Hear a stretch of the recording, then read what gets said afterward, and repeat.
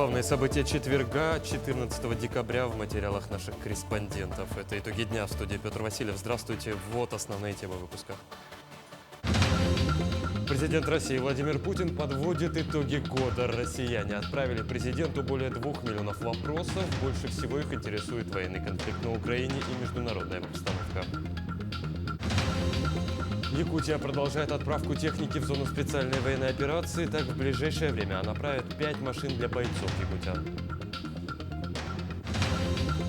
3 авиакомпании будут выполнять субсидируемые рейсы из Якутии в следующем году. Росавиация объявила результаты проведения отбора авиаперевозчиков. В Якутске стартовала культурно-спортивная спартакиада Кубок Арктики. За звание самых сильных поборются спортсмены из 12 районов. Легенды бивня в Национальном художественном музее открылась выставка известного костореза Федора Маркова.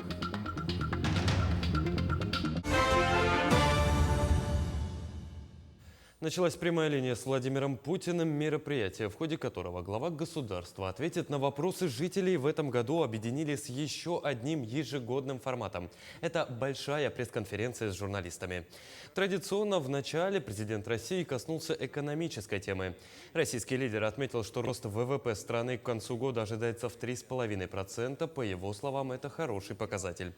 Путин подчеркнул, что экономика страны отыграла падение 2022 года и идет вперед. Безработица в стране снизилась до 2,9%. Такого ранее никогда не было в истории России. Президент также напомнил об увеличении МРОТ с начала 2024 года на 18,5%. В целом, это высокая консолидация российского общества. Второе – это устойчивость финансово-экономической системы страны. Как оказалось, это было удивлением для наших так называемых партнеров, если по-честному, для многих из нас, что за предыдущие десятилетия Россия накопила этот запас прочности и устойчивости в финансах и экономике. Ну и третье, безусловно, это возрастание возможностей нашей силовой составляющей. Следующий блок вопросов и ответов посвятили специальной военной операции. Путин отметил, что цели СВО не меняется, задача денацификации Украины остается актуальной. По словам президента, мир на Украине наступит тогда, когда Россия достигнет своих целей. Поток наших мужчин, которые готовы защищать интересы Родины с оружием в руках, не сокращается. 1500 ежедневно по всей стране. Так что вместе с добровольцами, просто это условное деление, контракт подписывают на 2-3 года, так называемые добровольцы, хотя все, по сути, герои и воины Отечества, но у них просто там на год, на более короткий срок. Но все вместе будет под 500 000 человек вот до конца текущего года. Ну зачем нам мобилизация? Поэтому на сегодняшний день никакой необходимости в этом нет. По словам президента, в 2023 году по контракту в российскую армию уже набрано 486 тысяч человек. 14 мобилизованных получили звание Героев России. Путин отметил, что необходимости в новой волне мобилизации нет. При этом глава государства подчеркнул, что добровольцы в СВО должны быть поставлены в одинаковые условия с военными. Я понимаю, что он такой чувствительный вопрос. Смотрите, у нас прошла частичная мобилизация, и мы призвали тогда 300 тысяч человек. Кстати говоря, вот поначалу было много иронии, всяких смешков на этот счет. Прилепили название такое к этим людям, мобики. Я прекрасно все это помню. Отлично воюют, ребята. Просто отлично. 14 героев Российской Федерации из числа мобилизованных. 14 героев России. Я уже не говорю про другие медали, ордена другого достоинства. Значит, ну, сейчас, по-моему, 244 тысячи находятся напрямую в зоне боевых действий, ну, в зоне СВО. Сформированы полки по обслуживанию техники, потому что среди них много хороших специалистов оказалось. И люди очень востребованы. 41, по-моему, тысяча уволены в связи с достижением предельного возраста по здоровью и так далее. Президент затронул тему спорта. Владимир Путин назвал решение Международного олимпийского комитета по допуску российских спортсменов к международным соревнованиям полным извращением идей олимпийского движения. Президент предложил спортсменов из России внимательно проанализировать условия МОК перед тем, как принимать решение об участии в международных турнирах. По мнению Владимира Путина, сами спортсмены, Минспорта и Олимпийский комитет России должны принять взвешенное решение по участию в международных соревнованиях. При этом он подчеркнул, что российские спортсмены тренируются годами, их знают даже без флага. Все, что международные чиновники делают в отношении российского спорта, это полное противоречие и извращение идей Пьера де Кубертена. Спорт – это мир. Спорт для того и создавалось олимпийское движение, чтобы объединял людей, а не разъединял их. А современные международные чиновники, они слишком увлеклись бизнес-стороной спортивных движений. Они попали в огромную зависимость от спонсоров. Спонсоры обращают внимание на стоимость минуты рекламного времени на телевидении и так далее. Но там и внутренних проблем достаточно. Если они будут действовать и дальше таким же образом, они похоронят олимпийское движение. Сама идея олимпизма, она страдает сегодня. Республика продолжает отправку техники в зону специальной военной операции. Так, в ближайшее время отправят еще 5 машин для бойцов якутян. Машины были переданы различными ведомствами и предприятиями Всероссийскому общественному движению «Народный фронт за Россию». Подробности расскажет мой коллега Тимур Колмогоров. Общественное движение «Народный фронт» совместно с органами власти республики уже не в первый раз отправляют технику в помощь бойцам-якутянам. Машины высокой проходимости в пригодном состоянии предоставляются различными общественными организациями и предприятиями Якутии. Хочу сказать, что очень важно, что сейчас общественники работают с органами власти вместе.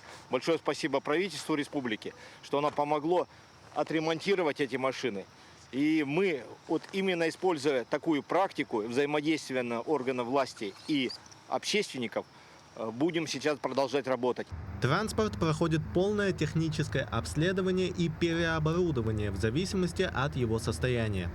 Работы проводились силами предприятия транспортного комплекса Республики Саха-Якутия. Ремонтные работы у нас проводились текущие, как это проверка и диагностика двигателей ходовой части и трансмиссии автомобилей, также и до оборудования автомобилей, навесным оборудованием, как силовые бампера, либо грязевые колеса, новые детали такие и такие дополнительные необходимые оборудования, как блокировки и так далее для машин, которые требуются для жесткой эксплуатации автомобилей.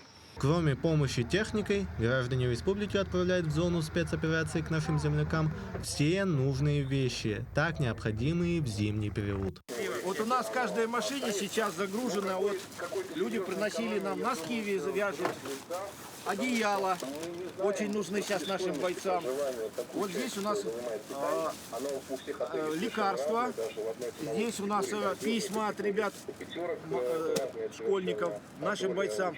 Это очень сейчас важно и нужно нашим ребятам на передовой. 5 машин у нас будет уходить через неделю еще дополнительно. Мы тоже можем загрузить в эти машины эти вещи. Они дойдут до наших ребят. Автомашины республики с сегодняшнего дня будут направлены в Нерюнгри, а в дальнейшем по железной дороге до Ростовской области. На следующей неделе уже планируется отправить в зону спецоперации еще 5 единиц техники. Тимур Колмогоров, Иван Саракаумов, Якутск. Центр избирком республики провел пресс-экскурсию, посвященную 30-летию Конституции Российской Федерации и избирательной системы России, где сотрудники ЦИК рассказали о календарном плане мероприятий по подготовке и проведению выборов президента. На данный момент проводится этап выдвижения кандидатов, который продлится до 27 декабря для самовыдвиженцев и до 1 января для кандидатов, выдвинутых партиями. Выборы у нас назначаются заранее, задолго, за 190 дней до дня голосования уже начинается избирательный процесс, период. Да? То есть это мы значит, назначаем, публикуем компанию, мы, значит, принимаем документы от кандидатов, значит, формируем участковые избирательные комиссии, формируем, значит, председателей участковых комиссий, значит, проводим обучающие семинары, значит, заказываем избирательные бюллетени, да, и другую избирательную документацию для того, чтобы это все успеть еще и по всем участковым избирательным комиссиям распространить, да, списки избирателей. Росавиация объявила результаты проведения отбора авиаперевозчиков для обеспечения доступности воздушных перевозок населению в 2024 году. Среди получателей субсидий авиакомпании, осуществляющие рейсы в Якутию. Как сообщает региональный Минтранс, в 2024 году субсидии на перевозки льготных категорий граждан получат следующие авиакомпании. Авиакомпания «Якутия» на маршруты из Якутска во Владивосток, Екатеринбург, Иркутск, Красноярск, Минеральные воды, Омск, Новосибирск, Санкт-Петербург, Сочи, Южно-Сахалинск, из Нерюнгри в Москву и Новосибирск. Авиакомпания «Алроса» из Мирного в Москву, Санкт-Петербург, Новосибирск и Иркутск, а также из Полярного в Москву и Новосибирск. Авиакомпания «Аэрофлот» из Якутска в Москву. В следующем году в Ленске ожидается масштабный ремонт дорожного полотна. Так, уже заключены муниципальные контракты на ремонт дороги «Аэропорт». Работы будут проходить в 2 этапа. Завершить их планируют в тот же год. Выделенная сумма – 72 миллиона рублей. Также в 2024 году отремонтируют дорожное полотно трассы Витим-Пелидуй протяженностью в 23 километра на общую сумму в 64 миллиона рублей.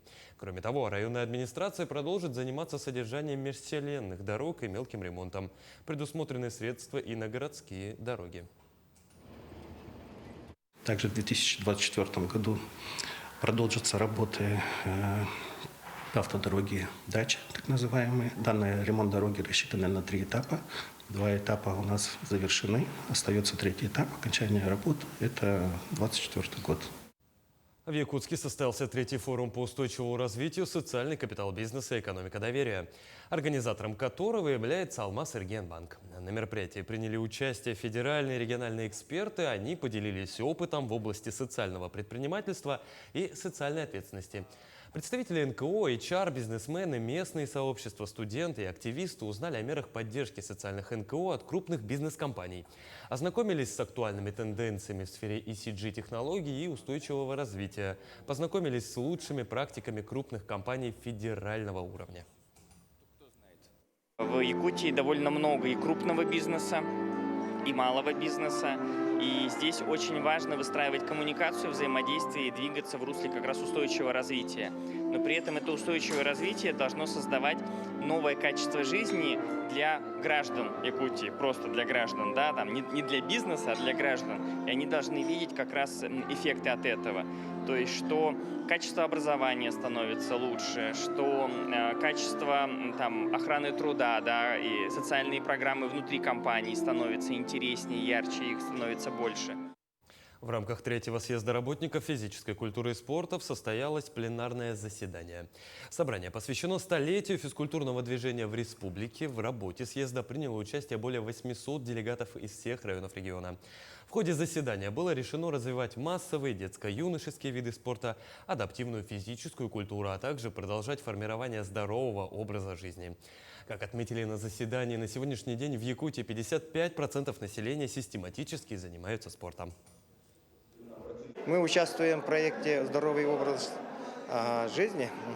Такой проект у нас есть, проходит. Мы заняли из многих наследников 7-е место. И в данное время находимся здесь.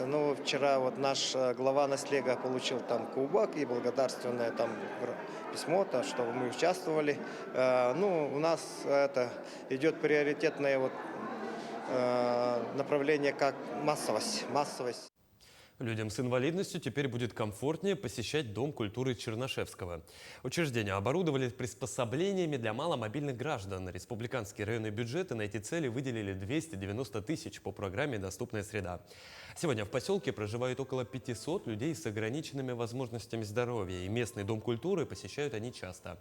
Концерты, выставки и викторины проводят постояльцы местного дома-интерната для престарелых. Теперь в ДК есть тактильно-звуковая схема, световое табло, информационные знаки и тактильное покрытие. А по периметру здания и в санузле рабочие установили поручни.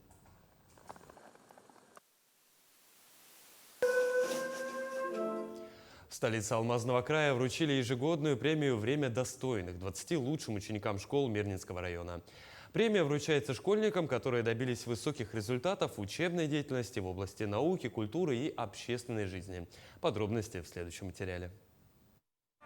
Ученики политехнического лицея Арсений и Семен Мусорины сегодня награждаются за высокие достижения в научно-исследовательской деятельности премией «Время достойных» по итогам уходящего года. Премии братья-близнецы действительно достойны, ведь в этом году их достижений в научно-исследовательской деятельности множество. Мы в 2023 году выбрались на международный уровень, ехали в Москву, на Россию, участвовали в конкурсе «Шаг будущего». Также участвовали в других многих конкурсах по научно-практической деятельности, таких как «Большие вызовы», «Я исследователь». Буквально 2 недели назад мы участвовали на региональном конкурсе «Я исследователь». Я занял там первые места, Сеня тоже занял призовые места, его отметили. И вот наше последнее достижение. Премия «Время достойных» была образована в 2019 году. Ежегодно глава района вручает премии 20 лучшим ученикам школ Мирнинского района в виде подарков и денежных поощрений. Ребята награждаются в номинациях «Учебная деятельность», «Культура», социальная активность и научная деятельность. Вот те ребята, которые в течение года проявили себя значимо в таких направлениях, они награждаются. Николетта Петрова, ученица 10 класса школы номер 7, принимает активное участие в общественной деятельности, реализации социальных проектов. Только за этот год она сумела сплотить сотни школьников в волонтерские движения. Активно участвовала, привлекала своих ребят со школы. И вот у нас есть волонтерская организация в школе, и я ее как-то запустила, знаете. Хоть у нас были ребята, которые этим занимались, но я взяла так основательно и зарегистрировала всех на сайте dobro.ru. Также мы сейчас уже проводим дни регистрации на этих сайтах. В Мирнинском районе созданы все условия, способствующие развитию личности ученика, его духовно-нравственному становлению, готовности к жизненному самоопределению. Ведь современное школьное образование – это не просто получение знаний, это активный поиск, исследования. Это умение находить, анализировать, систематизировать и, самое главное, грамотно излагать полученную информацию. Анна Васильева, Мирный. В Национальном центре медицины имени Михаила Николаева открылся культурный центр, созданный в рамках развития корпоративной программы больницы. В торжественном мероприятии приняли участие представители государственных структур и образовательных организаций региона. Главная цель – это профилактика профессионального выгорания, создание благоприятного психологического климата и раскрытие творческих талантов сотрудников больницы. Во время открытия состоялось подписание соглашения о создании научно-образовательного консорциума между Республиканской больницей номер 1 и Арктическим государственным институтом культуры и искусств. Я как руководитель уверен, что наш культурный центр даст последующим и достойно будет представлять не только наш Национальный центр медицины, но и систему здравоохранения, ведущих в том числе мероприятиях, проводимых и в Российской Федерации, и на международной площадке. И открытие нашего культурного центра связано действительно с запросами нашего коллектива на сегодняшний день, потому что нас более 3000 сотрудников, и среди наших сотрудников есть много талантов. Одна из лучших кукольниц Якутии живет в поселке Светлый в Мирнинском районе республики. Воспитательница детского сада в свободное время лепит фигурки и одевает кукол. Авторские работы Туяры Дегтяревой занимают призовые места на республиканских конкурсах. Какую композицию мастерица подготовит для очередного конкурса и чем отличается ее творение, расскажем в следующем сюжете. Я в каждую из них вкладываю свою душу, и они рождаются сразу своим характером, как будто вот отдельные личности. Поэтому одинаковых кукол вообще не может быть. Мастер авторских кукол Туяра Дегтярева шаг за шагом выводит лицо будущего персонажа из полимерной глины. Чтобы придать лицу куклы выразительные черты, жительница Светлого постигла азы скульптуры. Используя различные инструменты, рукодельница выводит складки, морщины и мелкие текстуры. Стоматологические вот инструменты есть. Вот это для маникюра, вот для отодвигания кутикулы. А это вот еще для кондитеров тоже. Создавать куклы Туяра Дегтярева научилась 7 лет назад. Сегодня мастер считается одной из лучших кукольников республики. В конкурсе авторских кукол «Халыпта-Халбука» в Якутске Туяра стала лауреатом 3-й степени. Работы мастерицы из Светлого узнают по всей России. Жители, например, Санкт-Петербурга в качестве якутского сувенира заказали Чисхана, символ холода, и его внучку Харчану. Туяра Дегтярева совершенствует технику исполнения, проходит мастер-классы. Она уверена, кукольники должны не только лепить, но и рисовать, вышивать, расшивать бисером. Туяра освоила и технику валяния. Чтобы придать образу больше жизни, нужно продумывать и одежду персонажей. Сегодня Туяра Дегтярева впервые собирает куклу на шарнирной основе. Пока она не может раскрыть все детали. Композиция представит историю алмазного региона на республиканском фестивале «Якутия мастеровая». Сейчас уже очень много людей, которые занимаются кукольным творчеством, изготовлением кукол. И чтобы отличиться от них, нужно иметь свой стиль, свой почерк и все время усовершенствовать свою технику работы. Иванна Филиппова, Александр Еремин, медиакомпания «Алмазный край». На Первом канале скоро выйдут выпуски передачи «Жизнь своих» о Якутии. Всего программа посвятила республике 2 выпуска. Первый выйдет 24 декабря, второй – 8 января 2024 года. Напомню, съемочная команда передачи «Жизнь своих» посетила республику в ноябре этого года. Представители Первого канала ставили перед собой задачу показать якутскую зиму. Например, они побывали на крестьянском рынке и встретились с Чисханом. Кроме того, в передаче расскажут о масс-рестлинге и национальных музыкальных инструментах.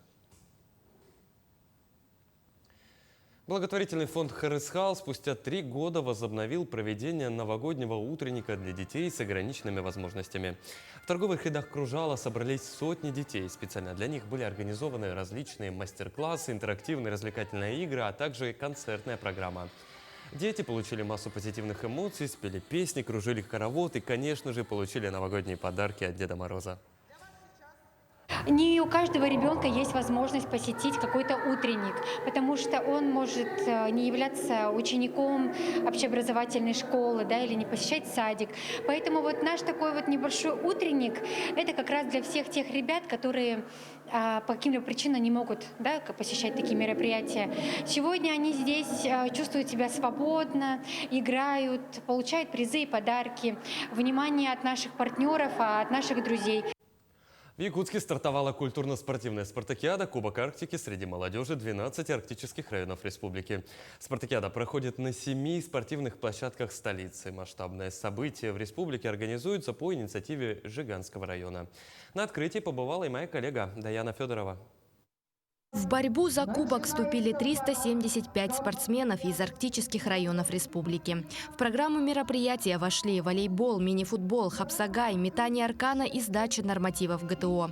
Помимо этого запланирована культурная программа, конкурс мастериц, вокала, хореографии и художественного рисунка. Спартакиада стартовала с волейбола среди мужских и женских команд. Уровень волейболистов, я скажу, достаточно высокий. Данная спартакиада арктических улусов дает сильный толчок молодежи, чтобы на подготовку к будущим мероприятиям спортивным, таким как игры Манчары, спортивные игры республики.